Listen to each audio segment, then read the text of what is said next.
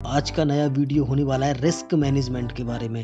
हाँ दोस्तों, और देखिए इस वीडियो में हम क्या क्या सीखने वाले हैं। मैं आपको थोड़ा सा ब्रीफ कर देता हूँ कि हम सीखेंगे कि क्वांटिटी को कंट्रोल कैसे करते हैं, यानी कि क्वांटिटी कंट्रोल सीखेंगे। तो हम सीखेंगे कि हमें अपने इमोशंस को कैसे मैनेज करना है। तो हम इसमें सीखेंगे कि हम एक सिस्टमैटिक मनी कैसे बना सकते हैं।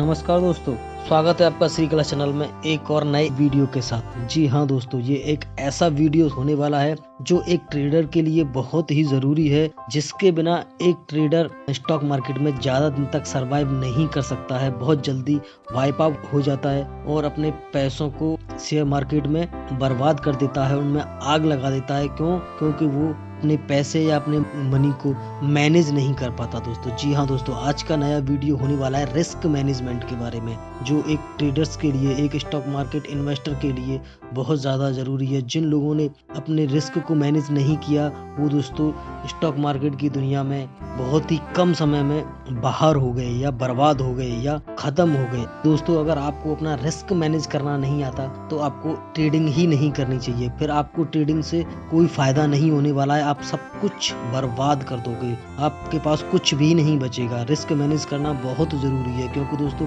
कभी कभी आपने देखा होगा कि हमें किसी स्टॉक में या किसी शेयर में बहुत बड़ा प्रॉफिट होता है, हम बहुत खुश हो जाते हैं। लेकिन दोस्तों उसी के साथ साथ हमें बहुत बड़ा लॉस भी होता है, तो हम उस जो प्रॉफिट हमारा जो हुआ उसको हम हैंडल नहीं कर पाए, यानी कि उसको हम संभाल नहीं पाए। इसलिए दोस्तों जब हमें प्रॉफिट होता है, जब हमें बड़ा प्रॉफिट होता है, तो उस प्रॉफिट को हमें संभालना है। और जो लॉसेस हमारे हो रहे हैं, जो बड़े बड़े लॉसेस हो रहे हैं, उन लॉसेस को हमें कम से कम करना है, यानी कि उन्हें मिनिमाइज करना है कि हमें लॉसेस कम हो और हमारा प्रॉफिट जो हो वो बड़ा हो। वो कैसे मैनेज होता है, वो सब रिस्क मैनेजमेंट की हेल्प से हम उसको मैनेज कर सकते हैं। क्योंकि दोस्तों बड़े लॉसेस और बड़े प्रॉफिट हमारे इमोशंस को आउट ऑफ कंट्रोल कर देते हैं। जब बड़ा लॉस हमें हो रहा होता है तो हमें डर लगता है, और उस डर की वजह से हम इतने टेंशन में आ जाते हैं कि हमें किसी भी काम को करने का मन नहीं होता है। और अगर बड़ा प्रॉफिट हो रहा है तो हम ऐसे उछलते कूदते रहेंगे कि जैसे पता नहीं, हम जो पिछले सारे हमारे लॉसेस हुए हैं उनको भूल जाते हैं कि ये एक ही तो प्रॉफिट है, हमने पिछले भी तो लॉसेस किए हैं, उन सबको बराबर करने के लिए भी ये काफी नहीं है। तो ऐसे इमोशंस को कंट्रोल करने के लिए हम रिस्क मैनेजमेंट करते हैं। और दोस्तों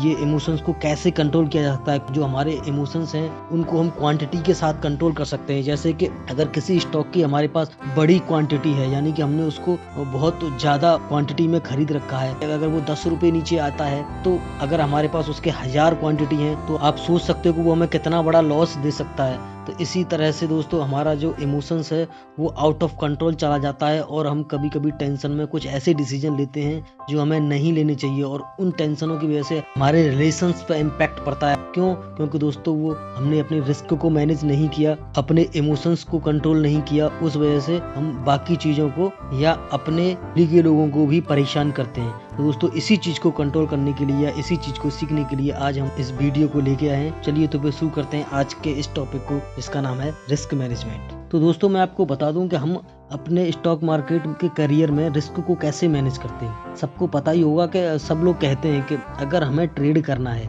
अगर हमें स्टॉक मार्केट में एंट्री लेना है, तो हमें कोई भी ट्रेड लेने से पहले उसका स्टॉप लॉस पता होना चाहिए, उसका एसएल हमें लगा के रखना है। क्योंकि बिना स्टॉप लॉस के अगर हम ट्रेड करेंगे तो हमारा जो सारा का सारा कैपिटल है वो एक ही ट्रेड में जीरो हो सकता है। अब दोस्तों आप सोच रहे होंगे ये स्टॉप लॉस या एसएल क्या है, तो मैं आपको इसको एक एग्जांपल से समझा देता हूँ। जैसे कि हम क्रिकेट का एक एग्जांपल लेते हैं। आपने क्रिकेट को देखा या सुना होगा दोस्तों, आप में से सभी लोग क्रिकेट के बारे में जानते हैं। तो दोस्तों जैसे कि एक क्रिकेटर यानी कि एक बैट्समैन जब भी मैच खेलने जाता है, तो दोस्तों आपने देखा होगा कि वो अपना हेलमेट और पैरों में पैड और ग्लव्स पहनकर जाता है कि उसके चोट ना लग जाए। बॉल उसको लगेगा, चोट भी उसको लगेगा, लेकिन जब अगर उसके पास हेलमेट है, उसके पास पैड है, अगर बॉल उसमें लगेगा तो चोट उसको लगेगा, लेकिन वो बहुत ही माइनर इम्पैक्ट होगा। यानी कि जब हेलमेट में बॉल लगेगा तो वो पीछे की तरफ जाएगा, उसको हल्का सा धक्का लगेगा, लेकिन उसका जो मुंह है वो चोटिल होने से बच जाएगा, यानी कि उसका बहुत माइनर सा इम्पैक्ट आएगा उसके चेहरे पे।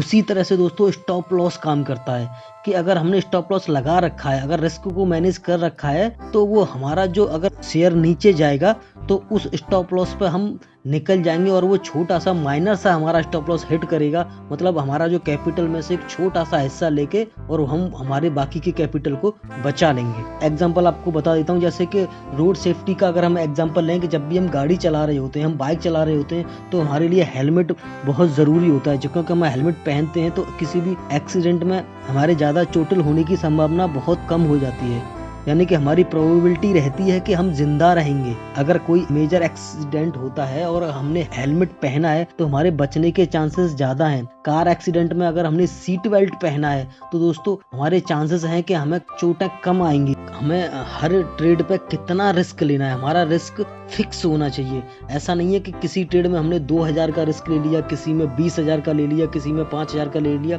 हम हर बार फिक्स रिस्क के साथ ट्रेड करेंगे। अपना लॉस, बड़ा लॉस करने से पहले ही उसको कैसे मैनेज करना है कि हमें बड़ा लॉस ना हो, और उसको कम से कम कैसे कर सकते हैं, मिनिमाइज कैसे कर सकते हैं, और हमें सिस्टमैटिक मनी कैसे बना सकते हैं दोस्तों। मतलब एक सिस्टम के साथ पैसा कैसे बन सकता है। हर बार एक ही सिस्टम हमें रखना है, इस सिस्टम या एक ही मेथड यूज करना है। इसी मेथड से या इसी सिस्टम से या इसी स्ट्रेटजी से हमें एंट्री लेना है, और जब भी ये स्ट्रेटजी या ये मेथड हमें एंट्री को बोलेगा तो हम एंट्री लेंगे, एग्जिट को बोलेगा एग्जिट लेंगे, और अगर स्टॉप लॉस हिट करेगा तो हम स्टॉप लॉस लेके निकल जाएंगे।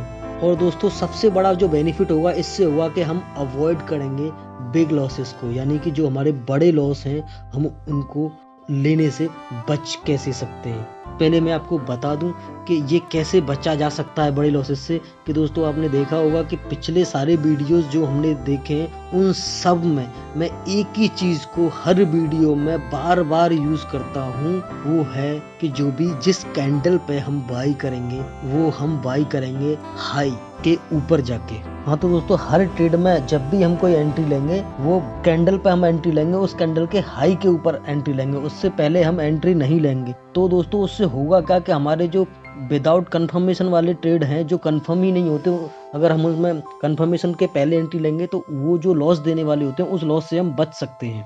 इसीलिए दोस्तों हर वीडियोस में बोलता हूँ कि हम बिना कंफर्मेशन के किसी भी ट्रेड में एंट्री नहीं लेंगे, यानी कि जिस कैंडल पर हमें एंट्री लेनी है जब तक उसका हाई ब्रेक नहीं होगा तो हम उस ट्रेड में एंट्री नहीं कर सकते।